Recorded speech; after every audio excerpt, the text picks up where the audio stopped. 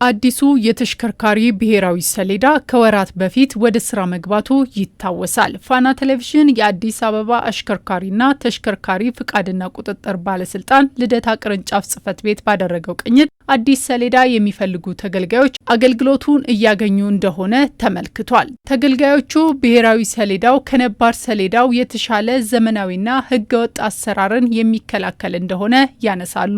ብዙ ጠቀሜታ አለው ብዬ ነው የማስበው። እኔ አንደኛ በፊት ባቆምሽበትም በተለያየ መንገድ ይፈታል። አሁን የሚፈታበት ምንም አይነት አጋጣሚ የለም።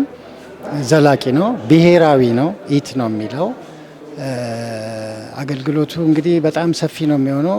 ሎኬትድ ነው፣ ሴኪዩርድ ነው። እነሱ እንደነገሩን ከሆነ የቺፕ አገልግሎት ይሰጣልኝ።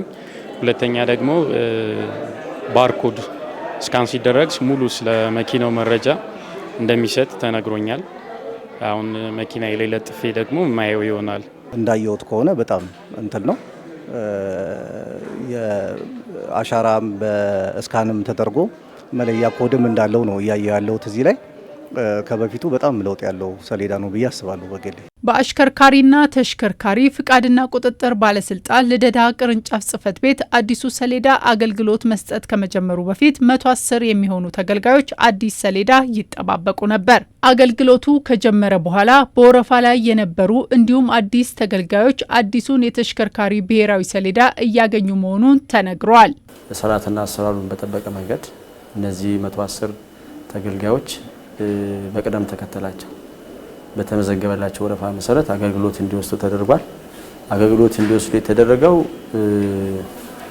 የመጀመሪያዎቹ 2 ቀን በመደበኛው፣ 3ኛ ቀን ደግሞ ቅዳሜ ላይ ሙሉ ቀን ሰራተኞቻችን አሳምነን ሙሉ ቀን በመስራት እነዚህ ቀደም ሲል የነበሩ በውዝፍ የተቀመጡ የነበሩ ተገልጋዮች አገልግሎት እንዲወስዱ አስችሏል።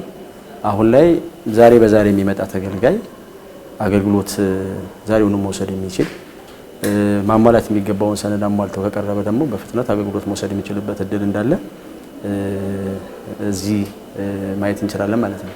የአዲስ አበባ አሽከርካሪና ተሽከርካሪ ፍቃድና ቁጥጥር ባለስልጣን አዲሱ ሰሌዳ በ12ቱም ቅርንጫፍ ጽሕፈት ቤት አገልግሎት እየሰጠ መሆኑን የባለስልጣኑ ዋና ዳይሬክተር ዘገዬ በላይነህ ይናገራሉ።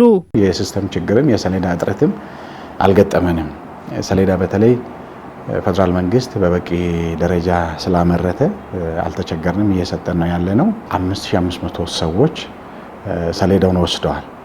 እንግዲህ ዝርዝር ነገር ይኖረዋል። የግል አለ፣ የድርጅት ወይም የንግድ አለ፣ የኤሌክትሪክ፣ የነዳጅ እየተባለ ዝርዝር ነገሮች ይኖሩታል። ይሁንና አገልግሎት መለወጥ የሚፈልጉ በተለይም ተሳቢ ተሽከርካሪዎች ጋር ተያይዞ አሁን ላይ አዲሱን ሰሌዳ ማግኘት ያልቻሉ ተገልጋዮች አዲሱን ሰሌዳ ማግኘት የሚችሉበት አሰራር እንዲፈጠር ባለስልጣን መስሪያ ቤቱ ከሚመለከታቸው አካላት ጋር በትኩረት እየሰራ መሆኑን ዋና ዳይሬክተሩ አብራርተዋል። አገልግሎት መለወጥ የሚፈልጉ እና የተሳቢ ሰሌዳ እነዚህ ለቢዝነስ የሚገዙ ናቸው። እንዲሁም እነሱ ለሀገር ግንባታም ለእድገቱ በጣም ወሳኝ ናቸው። ሸቀጥን ያመላልሳሉ።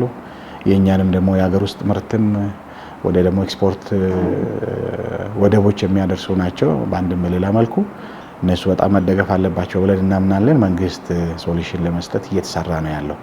ከዚህ በስተቀር ሌሎች አሁን የግል ተገልጋይ እንዲሁም የድርጅት በጣም ስንቸገር የነበረው ከዚህ ከኮንስትራክሽን ስራ ጋር በተገናኘ ሲኖች እና ተያያዥ ተሽከርካሪዎችና ማሽነሪዎች ነበር የምንቸገረው።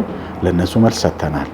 አሁን እንዳልኩሽ ተሳቢና አገልግሎት ለመለወጥ የሚፈልጉ ተገልጋዮች ናቸው ጥያቄ ያልተመለሰው። እንደተለመደው በትዕግስት እንዲጠባበቁ እኛ ከፌደራል መንግስት ጋር በቅንጅት እየሰራን ነው። በየጊዜው እየተገናኘን ደብዳቤም እየተጻጻፍን ከፍ ያሉ አመራሮችም ጉዳዩን አውቆት መፍትሄ የሚያገኝበትን መንገድ እያፈላለግ ነው ያለነው። በአጭር ጊዜ ውስጥ ይደርሳል ብለን እናምናለን። አዲሱ የተሽከርካሪ ብሔራዊ ሰሌዳ ነባሩ ሰሌዳ ላይ የሚያጋጥሙ ችግሮችን የሚቀርፍና ለአሰራርም የሚያግዝ እንደሆነ ተመላክቷል።